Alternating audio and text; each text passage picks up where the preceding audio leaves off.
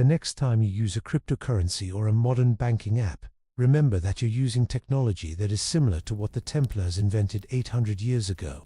We now take for granted the ideas that came from their cross-border financial networks and coded transaction system. Why is their economic model still useful in the digital age? How did a military organization from the Middle Ages come up with such modern financial technology? Think of a pilgrim from the Middle Ages who puts gold with the Templars in Paris, then journeys to Jerusalem and pulls out the exact amount weeks later without any currency. It wasn't magic. It was the first advanced international banking system ever. The Templars set up safe banking networks that kept pilgrims safe from highway robberies while they moved money across countries. Before we start our journey tonight, please get comfortable, close your eyes, and let your mind wander. If you like these calming stories from the past, please take a moment to subscribe to Dreamtime History for Sleep and hit the bell icon. That way, you'll never miss a new story, and we can make a peaceful place for you to sleep at night. Their invention used coded parchment documents, which are like encrypted digital transactions today. Each deposit made a complicated pattern of circles, lines, and angles that were carved into specially treated animal skin. The patterns showed how much, when, and where the money was going. Modern cryptographic research has been unable to decode these patterns, suggesting a level of mathematical sophistication much exceeding typical medieval record-keeping. The scheme worked by having Templar commanderies set up along pilgrimage routes. Each stronghold served as a military outpost and a finance center, with trained brothers who could use precise measuring tools to check the geometric codes. This network made it less likely that thieves and dishonest authorities would steal money, since it made it possible to move wealth without moving valuable metals. King Philip IV of France borrowed a lot of money from the Templars to pay for his wars and lavish court costs. The Order's economic efficiency was not in line with the way that monarchs used to get their wealth through traditional hereditary systems. Templar banking worked on merit and trust, instead of royal privilege, which threatened the economic foundations of medieval power hierarchies. They provided services for aristocratic families to manage their inheritances, loan agreements with the same interest rates, and letters of credit that worked like modern travelers' checks. They even came up with the first kinds of debt consolidation, which enabled people to combine various loans into one account that was easier to handle. The Templars kept very detailed records long before double-entry accounting became prevalent in European business. Their accounting methods, which modern financial regulators would probably recognize, included audit trails, ways to check transactions, and advanced ways to stop fraud. What made them strong became what made them weak. Rulers who couldn't match the Templars' economic efficiency saw them as a danger to royal power. Monarchs wanted to consolidate the order, since it was part of the same financial network that protected pilgrims and encouraged trade. They wanted to control money and crush their rivals. Their banking business produced a lot of money through transaction fees and interest, which they used to pay for the order's humanitarian work, building projects, and military expeditions. The Templars were able to stay independent from both secular and religious control, because they ran what we would today call a multinational financial institution. The geometric codes themselves are one of history's long-standing mysteries. Researchers have uncovered patterns that point to encryption keys, astronomical alignments, or mathematical constants, but the whole system is still a mystery. Some parts show hierarchical access protocols and error correction procedures, which suggest that the information is quite secure. The result is a picture of financial innovation that happened 800 years before current global finance. The Templars fought against established power structures, not with military force, but with economic efficiency. They built trust-based systems that worked beyond political boundaries and protected value with cryptographic security. Their best invention wasn't a weapon or a fortress. It was a way to safely move value through a dangerous world. Picture an institution that only had to answer to its own leaders and didn't need kings or popes to run it. The Knights Templar set up their headquarters on the Temple Mount in Jerusalem, which was outside of European feudal systems.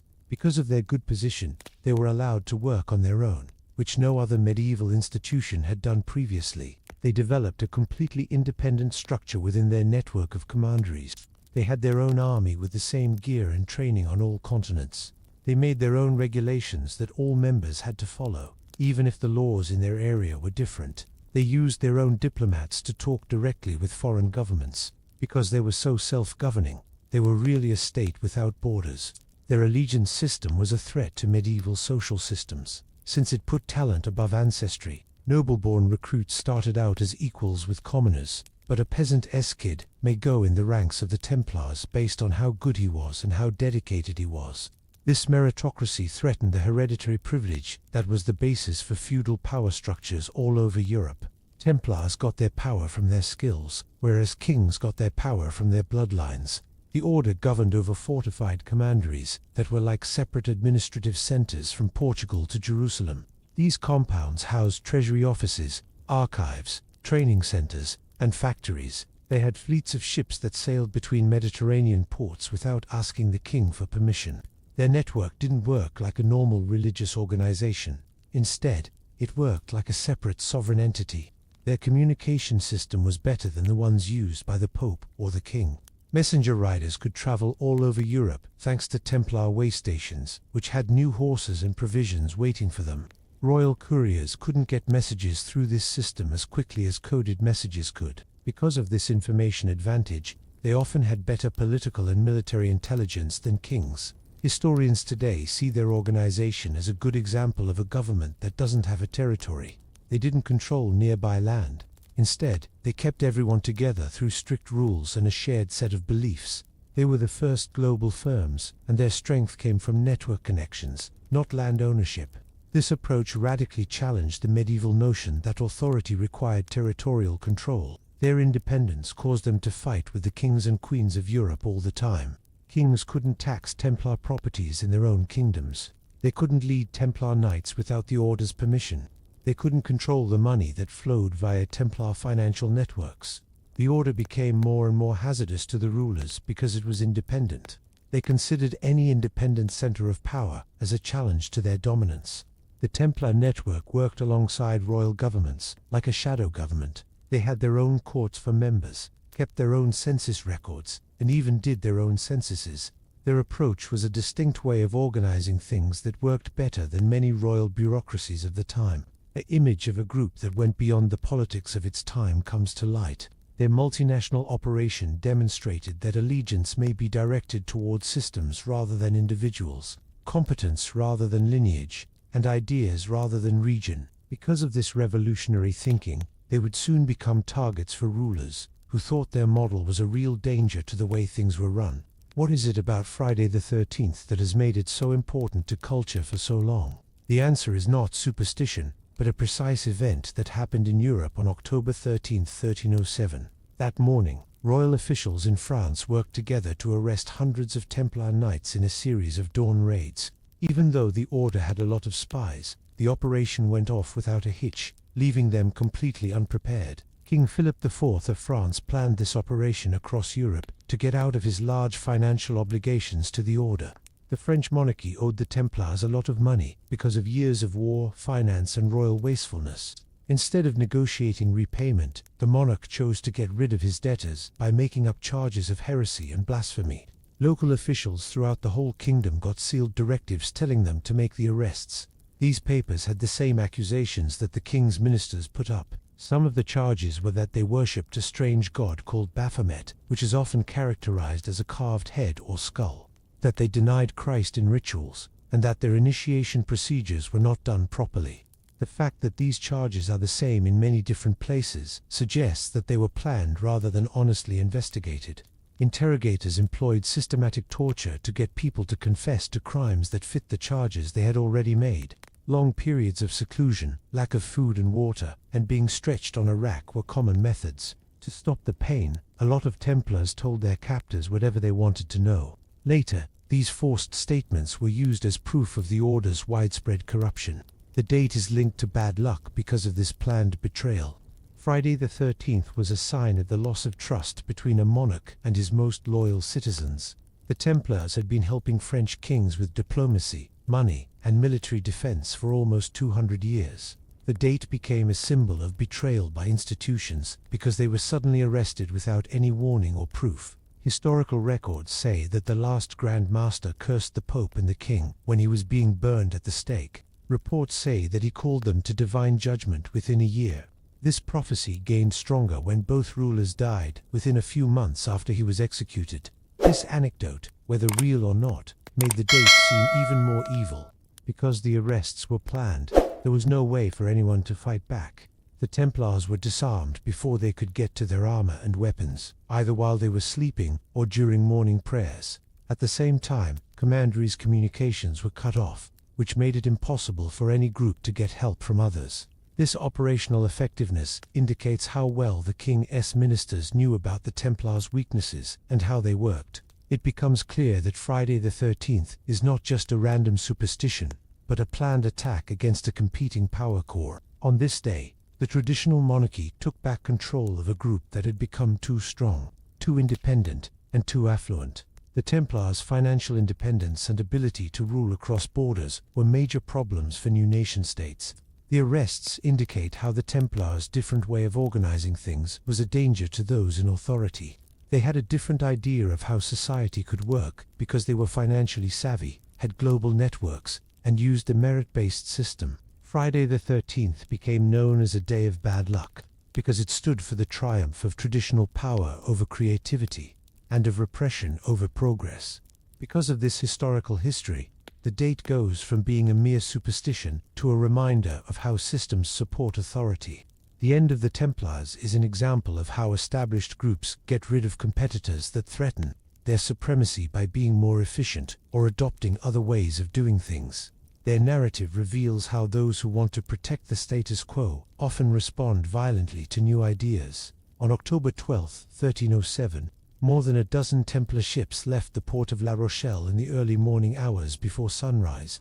Each ship in this fleet had a red cross on it that showed it was loyal to no king's navy. This fleet was a symbol of the Order's independent naval power. There is no convincing proof that they were scuttled, seized, or sailed to unknown places, which makes their disappearance one of the most enduring maritime mysteries in history. The timing suggests that they knew about the mass arrests that would happen the next day. When royal officials got to the harbor on October 13th at dawn, there was no one there, and the ships and their men were nowhere to be seen. This planned disappearance suggests that the Templar network did a lot of planning and gathering of information. Someone told the fleet commanders about the intended evacuation, so they were able to do it. There are a number of speculations about where they are going. Some historians say that the ships went to Scotland, where Robert the Bruce protected persons who were against the Pope. Some people say Portugal, where King Denis II would shortly turn the Templars into the Order of Christ. Some accounts that are more like guesses say that the fleet might have reached the shores of North America over 200 years before Columbus did. Witnesses say that the ships that left had strange flags and symbols on them. Some tales mention sails with symbols that aren't seen in European heraldry. This suggests that the ships may have been set up to go on lengthier trips outside of well-known trade routes. The Templars were better than regular commerce fleets because they kept their portolan maps and navigation expertise up to date from their work in the Mediterranean. The missing fleet was a sign of a strong maritime power. Templar ships were among the most advanced of their day. They included reinforced hulls for holding riches, special compartments for transporting horses, and complex rigging systems for long-distance navigation. Their absence moved a large naval force out of European waters at the worst possible time for the Order. This disappearance saved more than just ships. The fleet undoubtedly had archives, artifacts, and treasury assets that the Order thought were too precious to risk losing. During the arrests, Templar commanderies collected very detailed records of scientific information, building plans, and financial transactions that would have been targeted. The ships may have protected the Order's intellectual history by serving as floating archives. The fact that there was no wreckage or seized ships in later years shows that the escape was successful, not annihilation. The debris that washed up on shore didn't show any signs of a mass sinking, and no European power ever said they had stopped the missing fleet. This stillness backs up the theory that the ships got to where they were supposed to go, wherever that may have been. A picture of strategic foresight comes to light. The Templars are said to have had backup preparations for this such of situation, with prearranged routes, secret supply caches, and safe harbors. If their network of coastal commanderies and informants had told them ahead of time about the growing threat, they would have had time to carry out evacuation plans. The fleet's departure shows that the Templars may work without the king's permission. The Maritime Division just sailed out of reach, while French police detained people who were not moving and took their land-based property. This movement showed the main difference between the new reality of transnational networks and traditional land-based power. Their disappearance kept the possibility of continuity alive. The lost fleet suggested that some part of the Templar legacy may have survived outside the control of popes and kings, despite the formal dissolution of the organization. This idea has led to speculation and exploration for hundreds of years, making historical research into an unsolved puzzle. The empty harbor in La Rochelle is a metaphor for the bigger Templar story. What we can't find tells us just as much as what we do find. The ships that are missing represent the knowledge that was lost, the gaps in our understanding, and the records that were never located. Their absence speaks more than any object that has been found. What kind of information could be so dangerous to religious and royal power that it had to be kept fully secret? People say that the Templars dug deep holes under Jerusalem's Temple Mount while they were in charge, and these holes may have found things that went against what was believed in medieval times. Reports say that their archives held relics that could change how people think about ancient times in terms of politics and religion. Their libraries had advanced maps that showed continents and coastlines that Europeans didn't know about. Medical texts described surgical techniques and herbal treatments that were much more advanced than what we use now. Organizational codes defined governing frameworks that emphasized efficiency and merit above inherited privilege. These records had information that had been collected during many years of working in the Mediterranean and interacting with people from different cultures. After the order was disbanded, these archives were either destroyed or hidden. Royal officials took the records that were easy to see, while Templar adherents hid the most sensitive ones. For hundreds of years, little caches kept appearing in places with historical ties to the Templars, like the Scottish Highlands, the Swiss Alps, and Languedoc. These results suggest that people are working together to keep the government from getting information. The Templars ran a huge network of schools. By sending members to universities in Oxford, Paris, and Bologna, they created a group of intellectual elites with backgrounds in philosophy, astronomy, and mathematics. People who have this kind of training might develop complicated architectural and cryptographic systems. Their knowledge of Byzantine, Arabic, and European cultures went against what was common in their field. They knew how to employ geometric ideas in both cryptography and building. They used prime numbers and geometric progressions to build encryption methods that are still hard to break. Their architectural plans showed that they had a lot of understanding about astronomy, since they included exact ratios and celestial alignments. Their technical skill let them stand out from other religious orders in the Middle Ages. Their maritime operations were informed by geographic information acquired from travels in the Mediterranean. They created comprehensive portal-on charts that displayed currents, coastal features, and potential hazards for navigation. There are rumors that they had maps showing places on the other side of the Atlantic, but these have not been confirmed. Their knowledge of geography aided in possible exploration as well as business activities. Instead of being completely destroyed, the loss of Templar knowledge followed patterns of strategic dispersion. Important documents most likely split up into several caches and were moved along well-known escape routes. This strategy made sure that the entire archive wouldn't be jeopardized by a single discovery. The same network principles that defined their financial and military operations also applied to the distribution. Evidence of systematic knowledge preservation in the face of persecution is revealed. It appears that the Templars placed equal importance on safeguarding their material and intellectual property. Their strategy reveals an awareness that concepts could endure even in the event of institutional collapse. Parts of their knowledge were able to emerge centuries later, frequently in unexpected contexts, thanks to their deliberate dispersal. Revolutionary ideas regarding the transmission of knowledge and social organization were found in their archives. Feudal systems were questioned by manuscripts that described procedures for group decision-making, resource distribution, and dispute settlement. These texts offered alternative social visions founded on various tenets, challenging both papal and royal absolutism. The most enduring mystery surrounding the Templars is represented by the hidden archives. Their ideas about governance, science, and religion that challenged established power structures hinted at possibilities too risky for their era. The deliberate attempt to hide this information shows how valuable and unstable it is viewed to be. More is revealed by what is still inaccessible than by what has been discovered. How does a single document alter our understanding of the fall of the Templars? It was widely believed for 7 centuries that the Knights Templar were universally denounced as heretics by the Catholic Church. Both scholarly knowledge and public opinion were influenced by this story of universal condemnation. According to the conventional wisdom, the suppression of the order was justified for theological reasons. However, this centuries-old story was fundamentally called into question in 2001 when archivist Barbara Freile found a parchment in the Vatican's secret archives. It chronicled the events of August 1308, when Templar leaders were personally questioned by Pope Clement V at Chinon Castle. Until Freile's meticulous investigation, this parchment had been misfiled and unanalyzed for almost 700 years, its importance unknown. After a thorough investigation, Clement V discovered no indication of heresy among the Templar leadership, according to the Chinon parchment. The Pope restored the order's highest officials to communion with the Church and cleared them of heresy charges. The Pope publicly seemed to agree to King Philip IV's demands for the suppression of the order, but this private absolution took place. The document reveals a stark discrepancy between the Pope's private conclusions and his public behavior. This information implies that Clement's public position was compelled by strong political pressure. A climate of coercion was created during the proceedings when the French king surrounded the papal court with troops. In order to avoid paying off enormous debts and to take possession of their property, Philip IV required the Templars to be condemned. According to the Chinon parchment, the Pope's actions were motivated more by coercion than by religious conviction. The rediscovery of this document compels a re-examination of the Church's involvement in the dissolution of the Templars.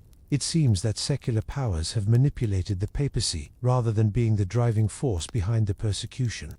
Despite intense political pressure, Clement V made an effort to defend the Templars through canonical procedures. His personal results run counter to the public narrative of widespread sin. The historical picture is further complicated by recent Vatican considerations of a truth commission. The Templar case should be formally re-examined using contemporary archival techniques, according to church historians. This implies institutional acknowledgement of the need for a re-examination of the historical record. This possible re-examination of one of the most contentious suppressions in history is centered on the Chinon document. Instead of religious censure, a narrative of political manipulation comes to light. A monarch's financial and political interests were threatened by the Templars' power, not heresy, which led to their downfall. In an essentially secular power struggle, the Church becomes a coerced participant rather than the perpetrator. This recontextualization alters our perception of the connection between temporal and spiritual authority. In the Middle Ages, the fact that the parchment has survived centuries of being misfiled shows how easily historical narrative can be divorced from truth. Its rediscovery shows that history frequently includes unrecorded corrections to conventional wisdom. The Chinon document is a reminder that when new information comes to light, our preconceived notions about the past might need to be revised. The final chapter of the Templars is rewritten in this one parchment, moving from religious censure to political victimization. It shows that royal ambition, not theological deviation, was the reason behind the order's demise. Our knowledge of the reasons behind the Templars' downfall and the dynamics of power in medieval Europe is completely altered by this document. When it comes to upholding the truth, when is silence more effective than swords? It's possible that the Templars realized they had knowledge that was too erratic for the established authorities to regulate. They used strategic silence as their main defense strategy rather than openly opposing kings and popes. Instead of surrendering to destruction, this strategy represented advanced risk management. Generational endurance was at the heart of their philosophy. They understood that there are truths that must be held back until they can be safely revealed. This long-term view gave preservation precedence over instant validation. Their silence prevented the total eradication of not only specific people, but also the fundamental information and values they stood for. Take the yearly October 13th rituals of some female religious orders, which included 7 candles and exactly 24 minutes of silence. These customs imply generation-to-generation encoded memory preservation methods, without attracting the attention of authorities. The precise timing and numbers establish patterns that strengthen historical awareness. Their defense against complete annihilation was silence. Though members could be detained and physical structures confiscated, ideas that were carefully transmitted could withstand persecution. When external indications of order had vanished, this strategy allowed for continuity. Beyond its actual existence, their organization's core values were preserved by their calculated retreat. Their approach is similar to how data is currently transferred over secure networks. To ensure that nothing could be destroyed by a single point of failure, they dispersed knowledge among several guardians and locations. Their knowledge of how systems resist coercion and persecution was reflected in this decentralized approach to preservation.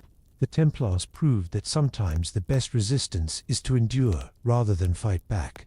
They managed to appear defeated while maintaining continuity by remaining silent. Members of their network needed to be extremely disciplined and coordinated in order to implement this strategy, and they needed to be aware of their part in a long-term preservation plan. The result is a picture of highly developed organizational resilience. The Templars knew that direct combat with superior forces would result in complete devastation. In order to preserve their fundamental beliefs for potential future reactivation, they instead made the calculated decision to withdraw into silence. With this strategy, apparent defeat was turned into extended survival. Their legacy was able to change and adapt because of their silence. They allowed their ideas to blend with other traditions and reappear in various contexts by not using confrontation to firmly define their existence. In the end, this adaptability made sure their influence would last long after their initial historical moment. The most advanced invention of the Templars is the strategy of silence. It illustrates their awareness that power can appear in both presence and absence, in both action and patience. Their strategy teaches us how truth can endure through careful guardianship across generations, and how principles can endure even when institutions fail. This preservation philosophy demonstrates incredible foresight. The Templars reportedly realized that their most precious legacy was not material possessions, but rather spiritual and intellectual values that needed to be indirectly safeguarded. Through centuries of suppression, their essence was carried by their calculated silence. Their illustration serves as a reminder that sometimes concealment is necessary for preservation, that patience is necessary for continuity, and that the strongest resistance may appear to be surrender from the outside. The Templars' ability to endure through silence is a testament to their supreme sophistication, realizing that the fight for the truth frequently takes place over generations rather than in a single encounter. What written records can't preserve? How can buildings, instead of encoding their most important knowledge on delicate parchment, the Templars did so on durable stone? Their architectural plans served as highly developed memory systems that were resistant to intentional destruction, fire, and seizure. Symbolic language is embedded in the foundations and walls of buildings, such as Scotland's Rosslyn Chapel and Portugal's Tomar chapter house. These structures use exact geometric proportions that were influenced by the measurements of Solomon's temple. Mathematical and astronomical knowledge was recorded by the Templars using particular ratios and alignments. Permanent recording devices were provided by doorways proportioned according to sacred geometry, floor plans that corresponded with astronomical events, and star-shaped windows that were positioned to cast cross-shaped shadows on solstice dates. Throughout Europe, the 8-pointed star can be seen frequently at locations connected to Templar. In addition to serving as an architectural guide and navigational marker, this symbol symbolized the Christian beatitude. There were hidden compartments in plain sight, thanks to hollow crosses carved into stone portals and pillars that may have held relics or documents. The elaborate carvings of Rosslyn Chapel depict botanical specimens from all over the world, implying access to geographical knowledge that is beyond the current understanding of Europe. During equinoxes, the chapel's orientation records particular light patterns, with beams lighting carved symbols at preset intervals, recording seasonal cycles. This light-based signaling system operated similarly to a stone calendar. The circular chapels found at Portuguese Templar sites were modeled after Jerusalem's Church of the Holy Sepulchre. During chanting, these rotating structures produce acoustical qualities that intensify particular frequencies. In contrast to written instruction, the architectural design maintains liturgical practices through physical form, guaranteeing ritual continuity even in the face of external suppression. The Templars knew that structures would outlive people and organizations. Their architectural methodology produced what is sometimes referred to as stone memory information that is ingrained in structural design and can be passed down through the generations. In the event that written records were destroyed, these structures provided sturdy storage. Their architectural symbolism functioned on several levels of interpretation. A basic column capital could have celestial alignments for initiates, mathematical proportions for educated brothers, and agricultural symbolism for lay visitors. This multi-layered strategy preserved security through obscurity while enabling the transmission of knowledge. An advanced comprehension of how ideas endure is reflected in the preservation through architecture. Stone structures were very difficult to dismantle, but written documents could be burned or changed. Centuries of political upheaval and religious reformation would not affect their symbolic language. Etched in granite and marble, evidence of systematic knowledge preservation in the form of physical objects is revealed. Architecture was converted by the Templars from a place of refuge to a system for storing information. Their structures evolved into stone books, pageless libraries, and fireproof archives. This strategy shows incredible insight into how to prevent the loss of important knowledge. Their legacy in architecture demonstrates how concepts can transcend their initial setting. Later structures constructed by groups that claimed continuity with their traditions also feature Templar proportions and symbols. Throughout the ages, the stone memory preserved design concepts and symbolic language, outliving the original builders. The architectural style of the Templars provides a template for long-lasting communication. They proved that integrating knowledge so thoroughly into our surroundings that it becomes a part of the landscape itself may be a more secure method of storing information than encryption or concealment. To those who know its language, their stone memory still speaks. As knights were imprisoned and put to death, who preserved the continuity of Templar knowledge. In the perilous years after the 1307 arrests, women connected to the order played an important but frequently disregarded role in maintaining its legacy. Using strategies that avoided direct conflict with authorities, these women protected the order's core knowledge while functioning outside of formal hierarchies and official scrutiny. To maintain memory, these female custodians used complex non-verbal communication techniques. They created flower arrangements that used particular flower combinations, their positioning, and the time of year to create messages. While some arrangements could warn of impending danger or indicate when it was safe to retrieve hidden materials, a specific flower placed in a specific window might indicate that a cache remained secure. Communication was made possible by this botanical language without the need for discoverable written records. On October 13th, they continued their yearly customs, which included burning exactly 7 candles for precisely 24 minutes without talking. By establishing living memorials, these techniques strengthened generations' awareness of the past. The precise numbers matched symbolic components found in Templar tradition, forming patterns that maintained key ideas without attracting outside attention. By means of meticulously planned repetition, these rituals served as encrypted memory devices, preserving continuity. Rather than using official organizations, these women functioned through networks of trust. They were aware of buried artifacts without written inventories that could be confiscated, secret archives, and hidden carvings. Their techniques used tactile markers, visual cues, and oral transmission. None of these left a permanent record. In order to reveal hidden compartments, a certain stone in a wall may feel different to the touch, or a floor tile may sound hollow when tapped in a particular pattern. They oversaw the deliberate interment of knowledge that was too hazardous to maintain. Retrieval instructions for some documents and artifacts were transmitted through meticulously planned memory systems, and they were buried in places that were only known to trusted guardians. These burial sites frequently included natural markers, such as particular tree formations, rock alignments, or water sources, which people who knew the coding system could identify generations later. Their preservation techniques prioritized endurance over quick fixes.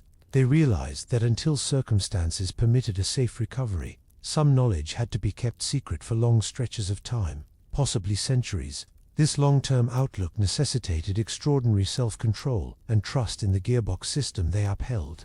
They transformed into living archives, storing crucial information in their memories as opposed to on paper. The image that emerges is one of intricate, unofficial networks functioning in tandem with established power structures. By using techniques that would probably be disregarded or written off as superstitious by those in positions of authority, these women preserved Templar memory. Their strategy shows how adaptation and indirect transmission can allow knowledge to withstand suppression. Their input reveals a previously unnoticed aspect of the Order's resilience plan.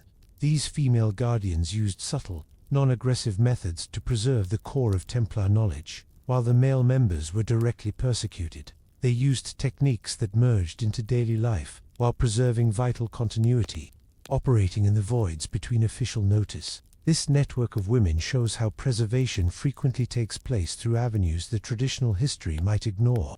Their story serves as a reminder that people who operate outside of established power structures and employ strategies that evade notice while preserving crucial ties over time are often the ones who are most resilient. Their method demonstrates how adaptation and cautious guardianship can ensure the survival of knowledge. How do symbols retain their meaning over centuries and continents?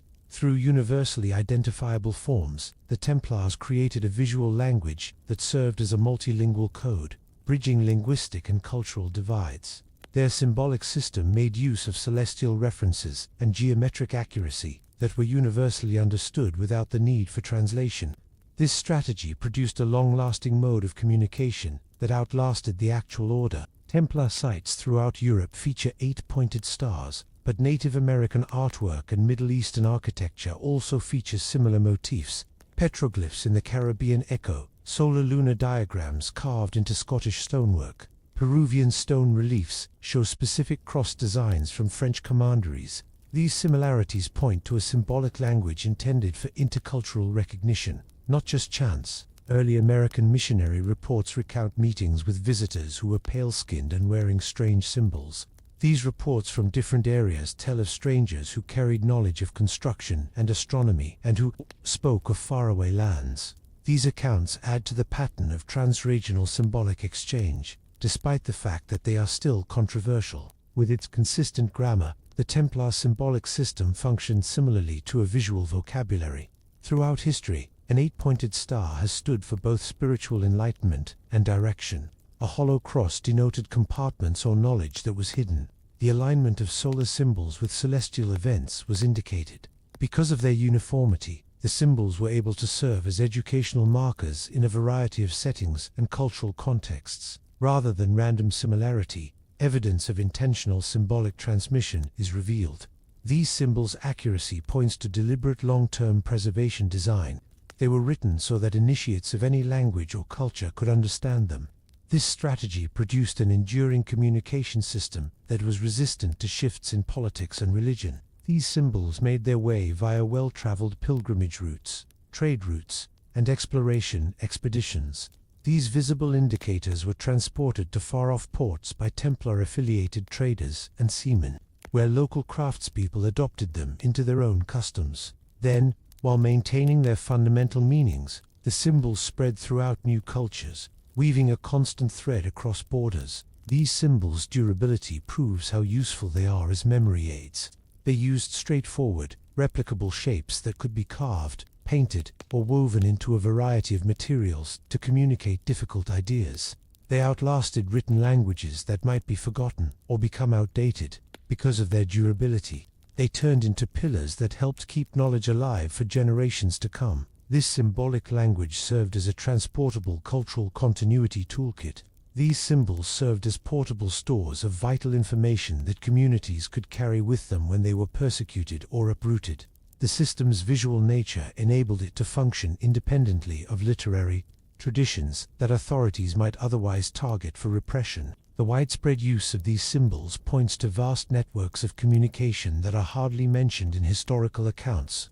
Their cross-continental appearance suggests communication channels that functioned outside of traditional trade partnerships.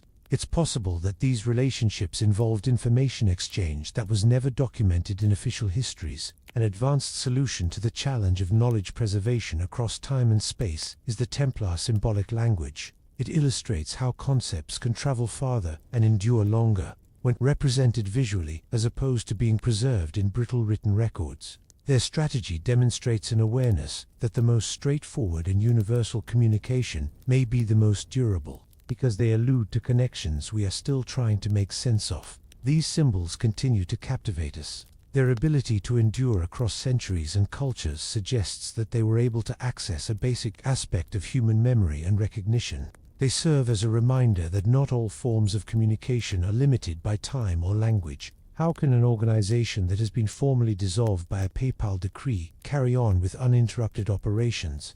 Instead of using resistance, King Denis II of Portugal used institutional change as a calculated tactic to maintain Templar influence. The Portuguese king acknowledged the importance of the Templars' military experience and the continued need for their services in the Iberian Wars against Moorish forces when Pope Clement V ordered their disbandment throughout Europe. With papal approval, King Denis officially founded the Order of Christ in 1319, transferring all Templar members, assets, and properties to the new organization.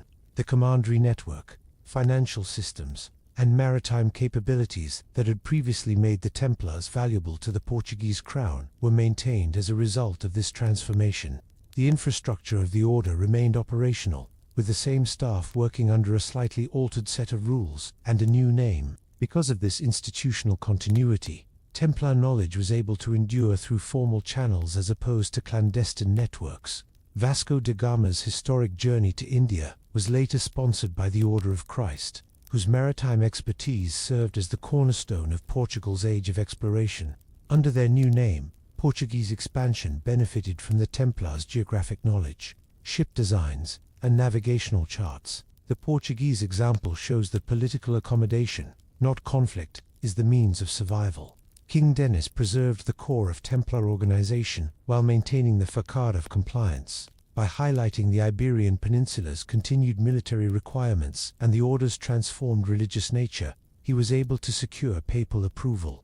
The reformed organization was legally protected thanks to this diplomatic strategy. What comes out is an institutional adaptation model that adjusted to political realities while maintaining essential capabilities. Under the auspices of the Order of Christ, the Templars' banking networks persisted, their maritime customs thrived, and their architectural expertise influenced new building initiatives. This change demonstrates how political wrangling and strategic rebranding can help organizations preserve continuity. In addition to material possessions, the Templars' organizational culture and knowledge systems were passed down to the Order of Christ. They maintained their communication networks, training regimens, and commandery structure with little interference. This smooth transition implies that the change was thoughtfully planned rather than hurriedly carried out in reaction to outside pressure. Portuguese navigators operating under the Order of Christ, S-Cross, used portal charts and navigation methods created by the Templars. The established trade routes that the Templars had secured and documented decades earlier were followed by their ships. Portugal became a significant naval power during the Age of Discovery, thanks in part to this maritime continuity. The financial innovations of the Templars were also preserved during the transformation. The international banking operations and letter of credit system that had defined Templar economic activity were preserved by the Order of Christ. As Portuguese exploration grew, their financial network continued to facilitate trade between Europe, Africa, and eventually Asia. In contrast to the dramatic disappearances and hidden archives elsewhere in Europe, this institutional survival through transformation provides a distinct narrative. Instead of disappearing, the Templars in Portugal changed and continued to have an impact, thanks to official approval rather than secrecy. Their legacy persisted in the form of integrated national infrastructure rather than secret knowledge. The example from Portugal shows how the Templars' greatest strength was their flexibility. Instead of going extinct, they might change by negotiating politically and strategically rebranding themselves to find ways to continue. Their essence endured by evolving into new forms that catered to shifting political realities rather than by resisting. When the Pope and the King wanted to destroy the Templars, where could they find refuge? Scotland was a perfect refuge because of its political independence and geographic isolation. During this time, the Scottish kingdom and the Pope had tense relations, which made papal decrees less binding than they would have been in other parts of Europe. Because of this political circumstance, the order was able to carry on its activities outside of the reach of French authorities, who were pursuing them elsewhere. Templars escaping persecution were given protection by Robert the Bruce, who was excommunicated by the Pope himself. He naturally aligned himself with others who were facing similar opposition because of his own struggle with papal authority. During Scotland's continuous wars with England, Bruce saw the military benefits of skilled knights. This safeguard enhanced Scottish military prowess while displaying pragmatic defiance of papal demands. Physical proof of the Templar influence still present in Scottish culture can be found at Rosslyn Chapel.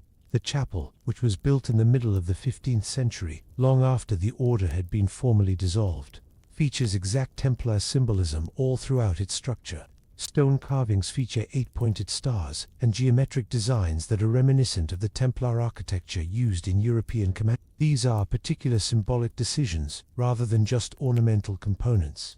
Templar mathematical principles, which were employed in their European constructions, are reflected in the chapel's architectural proportions. Its orientation is similar to Templar architectural practices in that it coincides with celestial events. By maintaining the design principles that defined Templar construction techniques across continents, the structure serves as a stone repository of knowledge. Rosslyn's botanical carvings feature plants that were unknown in Europe prior to Columbus's explorations. The fact that maize and aloe are depicted in stone suggests that the architects were familiar with these American plants. The possibility of transatlantic contact before accepted historical timelines is called into question by these carvings. They imply the preservation of knowledge that went beyond the geographical knowledge of Europe. Later, Templar organizational ideas and symbolism were incorporated into Scottish Freemasonry's rites and doctrines. Through new institutional frameworks, this adoption preserved the symbolic language and architectural knowledge of the Templars. The dissemination of these concepts implies ongoing existence, rather than the resuscitation of lost customs. Instead of merely being preserved, what is revealed is proof of sanctuary that enabled Templar knowledge to continue evolving. Scotland gave Templar ideas both cultural continuity and physical safety. The refuge provided a nurturing environment for the development of organizational concepts, symbolic systems, and architectural principles. This Scottish sanctuary serves as an example of how political and geographic factors can protect threatened knowledge. In addition to hiding places, the Templars discovered active protection, which allowed their legacy to continue influencing architecture and culture. Their existence in Scotland signifies adaptation rather than merely survival, with concepts evolving while upholding fundamental values. Persecuted groups can seek safety in areas where central authority is disputed, as demonstrated by the Scottish case. Alternative traditions flourished because of Scotland's independence and struggle against both English and papal authority. Because of this setting, Templar knowledge was able to become part of the local culture instead of existing in isolation. Templar architecture's ongoing influence in Scottish architecture points to a deeper integration as opposed to a surface-level adoption. Long after the order's formal dissolution, their symbolic language permeated local architectural jargon and influenced building. This integration shows how cultural assimilation can help ideas endure. Scotland offered more than just short-term refuge. It was a setting in which Templar knowledge could develop further. The haven turned into a testing ground for ideas that were suppressed elsewhere. Long after the original speakers had disappeared, this haven enabled architectural memory to continue speaking through stone. How did Templar ideas reappear in completely different organizations, centuries after the order was suppressed? The answer is found in the 18th century's systematic adoption of Templar organizational principles and symbolism by Freemasonry. This was cultural transmission, the preservation of fundamental concepts through new institutional frameworks, rather than direct ancestry. In their official ceremonies and records, German, Scottish, and French Masonic lodges specifically identified themselves as Reformed Templar branches. They included oaths of allegiance to what they called the spirit of the Holy Temple, and to an unnamed order that transcended time in Templar initiation ceremonies. The fundamental Templar values of rigorous brotherhood, geometric symbolism, and intellectual pursuit were upheld by these rites. The visual language was remarkably consistent in its transfer. The 8-pointed star that had identified Templar sites throughout Europe was used by Masonic lodges. They made use of hollow crosses that looked like the ones found carved into Templar stonework. The same proportional systems and geometric ideas that defined Templar construction were also incorporated into their architectural designs. This symbolic continuity implies intentional preservation as opposed to accidental resemblance. The adaptation preserved historical ties while meeting current political demands. Templar-inspired symbolism offered a language for organizations looking for alternatives to centralized power and hereditary privilege. as Enlightenment concepts questioned established authority structures. While maintaining their essential qualities, Templar concepts were modified by the Masonic adoption to fit 18th century contexts. Masonic techniques for preserving knowledge were similar to Templar methods. Instead of using written records to convey information, they created ritual systems that used symbolic action. The Templars' merit-based advancement system was reflected in their hierarchical structure. They carried on the Templar tradition of encoding knowledge in structural forms by emphasizing geometric learning and architectural principles. Because of this cross-fertilization, Templar imagery frequently resurfaces during times of political upheaval. For groups opposing established power structures, the symbols offered a ready-made vocabulary. They permitted adaptation to current conditions while providing historical legitimacy. The recurrence shows how symbolic language can endure social change for centuries. Rather than organizational dissent, the connection symbolizes cultural memory. Freemasonry evolved into a means of advancing Templar symbolic language while maintaining its core meanings. This procedure demonstrates how concepts can evolve while upholding fundamental values across generations. What shows up is a picture of adaptation leading to symbolic survival. The Templars' organizational ideas and visual language held up well enough to be applied outside of their original setting. Organizations that faced different obstacles but had similar ideals about knowledge, fraternity, and alternative power structures gave new life to their ideas. Persecuted ideas can reappear through cultural channels, as the Masonic adoption illustrates. Concepts and symbols may endure through appropriation by new movements when direct organizational continuity is no longer feasible. This pattern demonstrates how some organizational concepts and visual languages have held up over time. The Templar-inspired aspects of Freemasonry show how symbolic inheritance from the past continuously influences the present. The fact that these ideas have endured over the ages indicates that they meet persistent human needs for different forms of community, organization, and information sharing. Their tenacity suggests that they are successful in serving as conduits for particular forms of cultural memory. A link between medieval and contemporary organizational concepts was established by this transmission process. Institutions from the Enlightenment era adopted the Templars' innovations in meritocracy, symbolic communication, and knowledge preservation. Their legacy persisted not through direct descent, but rather through cultural influence that influenced later advancements in symbolic systems and organizational design. Why, centuries after the order's formal disbandment, would Templar imagery reappear during the French Revolution? During this turbulent time, 8-pointed stars and solar-lunar diagrams unexpectedly showed up on political banners, architectural elements, and revolutionary flags. By linking revolutionary ideals to a historical heritage that predated the monarchy they aimed to overthrow, these symbols offered a visual language for questioning established authority. The recurrence illustrates how, when established power structures start to wane, symbolic memory can resurface. A subconscious visual link between the two movements was established when revolutionaries adopted a red banner that matched the color of Templar cloaks. Templar initiation rites were echoed by secret oaths taken in candlelit chambers, indicating that ceremonial practices had persisted over centuries. Even the revolutionary motto, liberty, equality, fraternity, which was modified for the current political climate, reflected the Templar ideals of fraternity and group purpose. France was not the only country to experience this symbolic recurrence. German aristocrats with ties to former Templar estates were instrumental in supporting Martin Luther's revolt against Catholic rule during the Protestant Reformation. Their support implies an understanding that Templar principles complemented initiatives to combat institutional corruption and decentralize religious authority.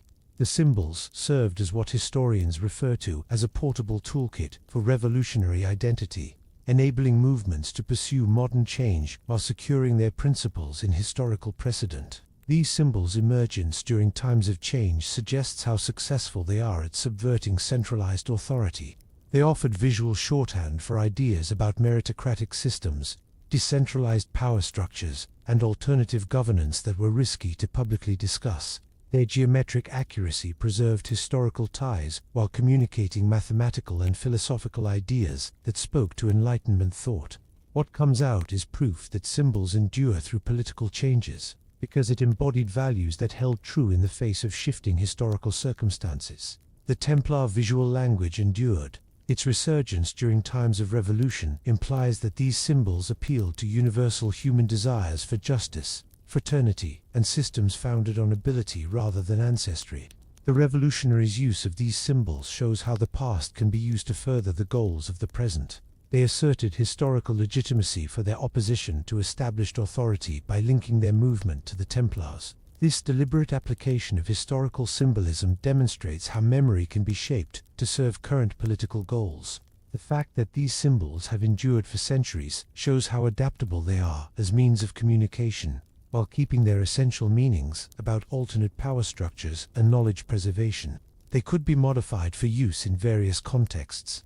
They were perfect for transnational revolutionary movements because of their geometric nature, which allowed for interpretation across linguistic and cultural divides. When written records are suppressed, this pattern of symbolic recurrence demonstrates how concepts can endure through visual language. Concepts about community, governance, and knowledge that were still dangerous to directly express were preserved through the use of Templar symbols. Their continued presence shows how powerful visual communication is, even in the face of historical differences. We are reminded that symbols frequently outlive their original contexts by the revolutionary reappearance of Templar imagery. When new movements require language to articulate challenges to established power, they can be reactivated. This pattern demonstrates how political expression is still influenced by historical visual language across generations. How can symbols intended for community and protection turn into tools of oppression? Strong visual language can support drastically different political goals over centuries, as the Templar legacy shows. In order to justify their beliefs, authoritarian movements in Europe started systematically appropriating Templar imagery in the 1930s. They frequently transformed symbols that had stood for knowledge and brotherhood into ones that symbolized exclusivity and superiority. The Templar organizational model was examined in secret meetings held in Munich as a model for hierarchical, disciplined structures that functioned internationally. Theosophical circles compared their conception of elite intellectual orders with their study of their merit-based, loyalty systems, and non-territorial governance. By repurposing Templar concepts for modern political movements looking for historical legitimacy, this analytical option separated them from their original context. The most unsettling appropriation took place in some German special units during World War II, which consciously echoed the Templar mantle, while functioning on entirely different principles by adopting the Red Cross insignia on their uniforms. This visual appropriation signified ideological alignment with the Templar qualities of discipline, secrecy, and transcendence of conventional morality, and it went beyond simple aesthetic preference. Immersed in mythological symbolism, high-ranking officers came to believe that the Templars held secrets about intellectual warriorhood and sacred bloodlines. Excavations throughout Europe were motivated by this belief, as they looked for artifacts or records that could support their ideology. With Templar symbolism serving as visual support for supremacist beliefs, the quest turned historical research into mythological defense. This cooptation shows how symbols can be filled with new information while losing their original meaning. The Red Cross, which originally stood for pilgrim protection, came to be connected with groups carrying out operations that went against the Templar ideal of interfaith fraternity. They reinterpreted the geometric patterns that encoded mathematical knowledge as proof of supernatural power or racial purity. Conspiracy theories fueled by sensational claims of secret knowledge and hidden relics further distanced the Templars from historical reality. They turned into a blank canvas onto which different movements could splatter their aspirations and dreams. This procedure demonstrates how historical memory can be shaped to suit current demands, frequently with minimal reference to real-world occurrences or ideals. The legacy's dual nature shows how symbols retain their power even as they lose certain meanings. In support of authoritarian control, the same visual components that sparked French revolutionary movements reappeared. Due to their abstract nature, which permits reinterpretation, powerful symbols can be used across political lines, which makes them dangerous. The evidence that comes to light is warning about historical appropriation. The example of the Templars demonstrates how organizations in search of legitimacy frequently look to historical symbols to bolster their power in the name of perceived tradition, to bring the past into line with the goals of the present. This process entails selective emphasis, imaginative reinterpretation, and occasionally outright fabrication. Modern cooptation serves as a reminder that symbols gain meaning through usage and context, rather than having predetermined meanings. This very ambiguity gives them power, because it permits various groups to use the same visual language for conflicting ends. Their ability to adapt keeps them alive for centuries, but it also leaves them open to manipulation. As different movements appropriate Templar imagery for a variety of causes, this historical pattern is still evident today. The symbols endure because they stand for ideas that are still potent: discipline, knowledge, alternative power structures, but how they are used depends entirely on who is using them and why. Thus, the Templar legacy acts as a mirror that reflects our own concerns back to us. Our interpretation of their symbols reveals more about our contemporary conflicts and values than it does about medieval reality. Through historical illusion, their visual language serves as a projection screen and a vocabulary for articulating current concerns and goals. In the digital age, how does information availability change our understanding of the past? Thanks to digitization initiatives, archives that previously required special permissions and physical travel are now visible on screens all over the world. Fragile manuscripts are routinely photographed by universities and national libraries, allowing anyone with internet access to view Templar financial records, court documents, and architectural blueprints. The democratization of historical resources opens up new avenues for public interest in Templar history, as well as scholarly study. Sources that were previously isolated in various national archives are now cross-referenced by researchers. In Lisbon, a scholar can simultaneously study French trial records and Scottish Templar documents. More complex understandings are produced by this comparative method than when documents were kept physically apart. Rebuilding connections that broke apart after the order's dissolution is made possible by the digital environment. Multilingual publications that are available to academic communities foster the development of new scholarly consensus.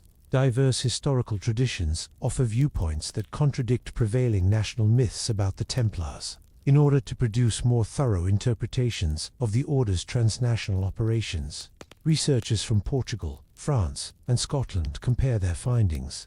Traditional single-country frameworks are transcended by this collaborative analysis. Certain artifacts, such as the Chinin parchment with Goltin Sheyinjishu, that were not accessible to earlier generations, are examined by independent documentary filmmakers.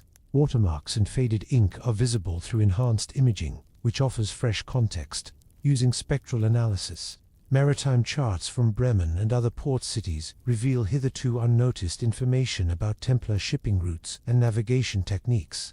Outside of academic circles, renewed interest is fueled by public curiosity. Templar symbolism is discussed in online forums, and their legacy is discussed globally through social media platforms.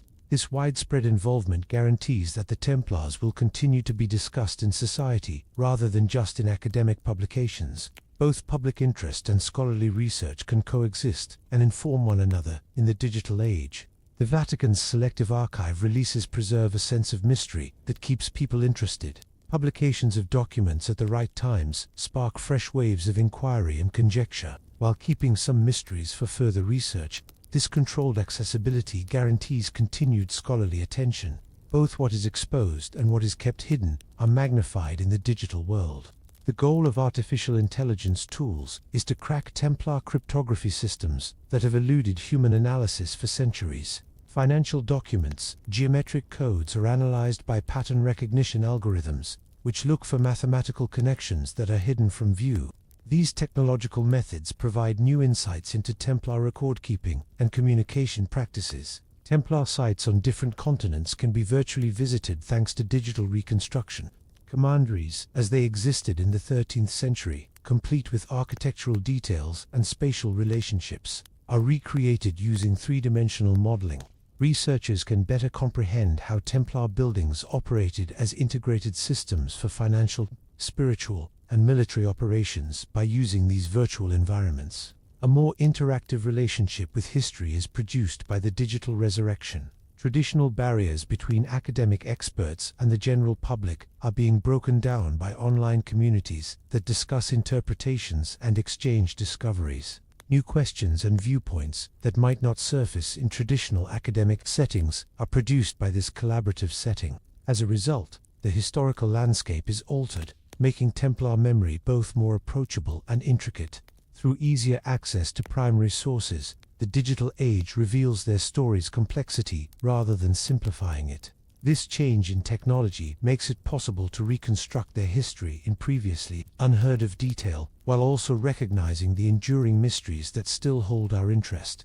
How do centuries-old issues of value transfer and trust resurface in modern technological forms? Blockchain technology today bears a striking resemblance to the financial innovations of the Templars 800 years ago. The basic problem of facilitating safe transactions without depending on centralized authority or actual currency movement is addressed by both systems.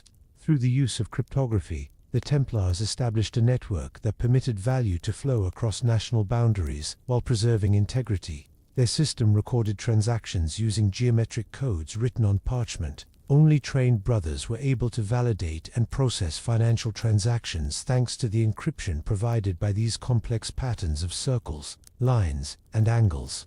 Similar to how cryptographic verification permits trust in modern digital transactions, this strategy established trust without the need for PayPal approval or royal seals.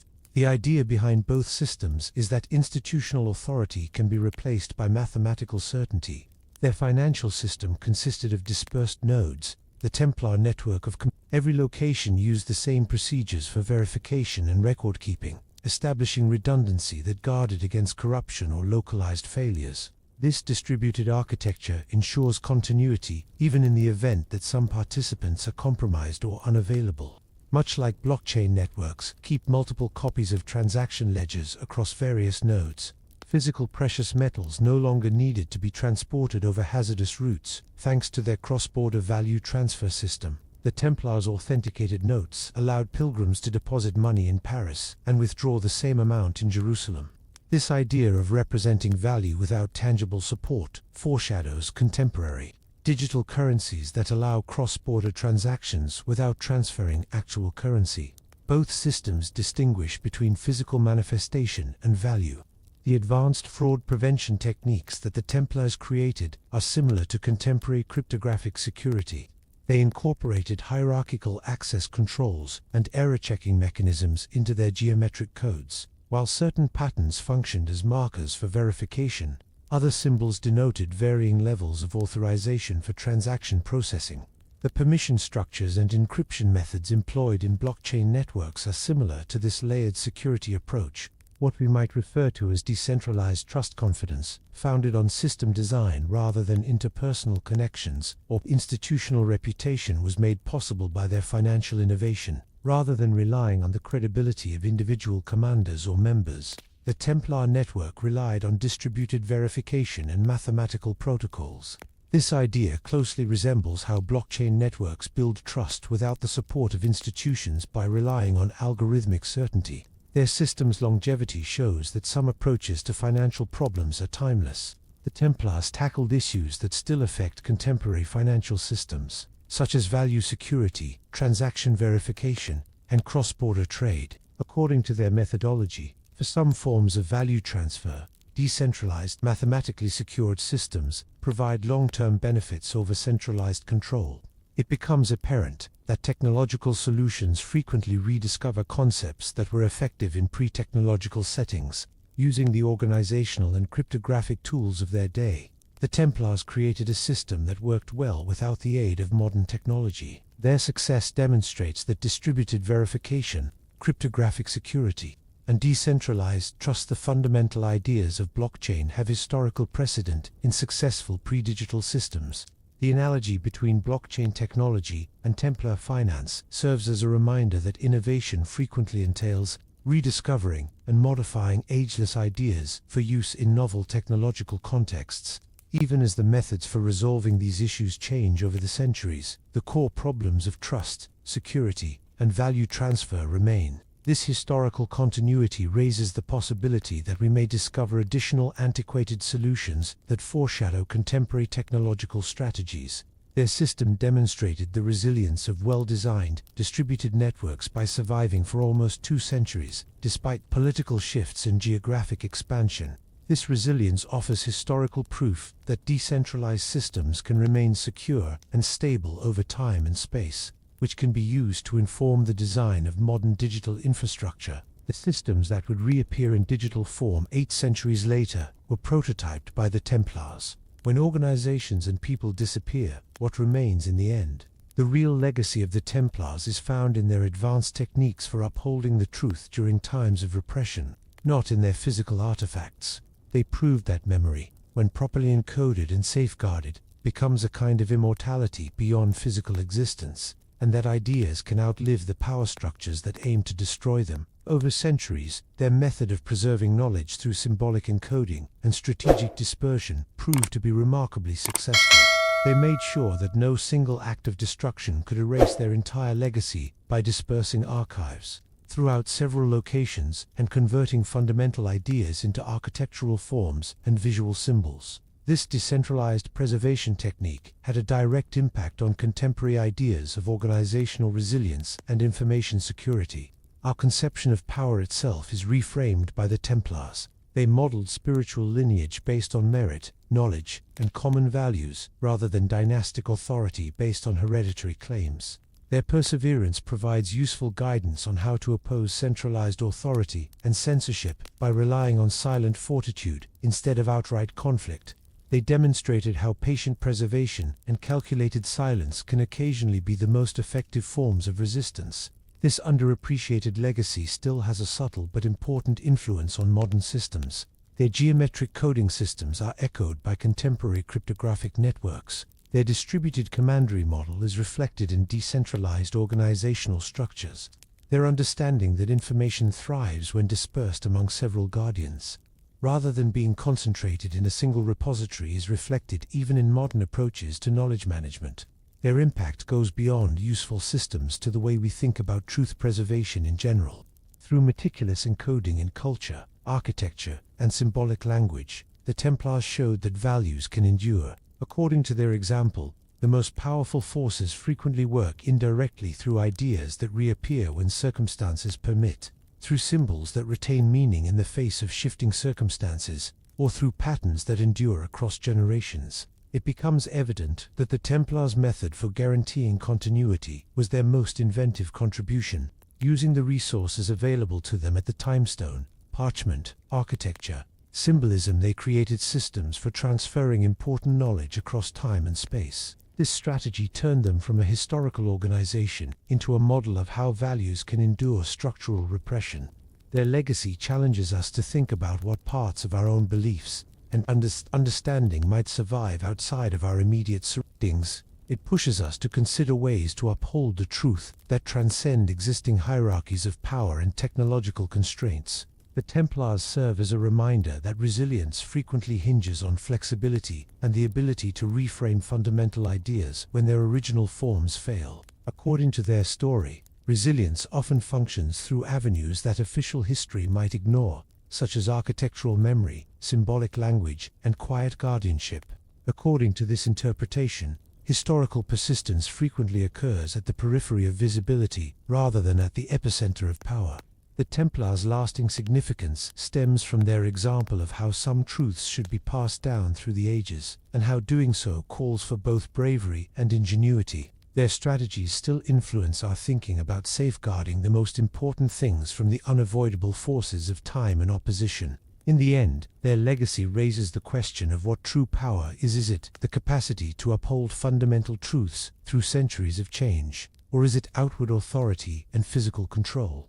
According to the Templars, the most important power may be the silent, tenacious kind that functions not by dominance or force, but by memory, symbolism, and enduring principle. The Templars teach us that true power endures because of the structure of memory and meaning, not because of wealth or weapons. The next time you use contemporary financial technology or come across architectural symbols, acknowledge the 8th century legacy ingrained in these advancements. By carefully preserving truth in systems, symbols, and silent resilience, rather than by using force, Their story encourages us to think about how our own values might endure beyond our immediate presence. What lasts the longest is frequently silent, encoded in enduring patterns of human thought and principle, rather than in stone or ledger.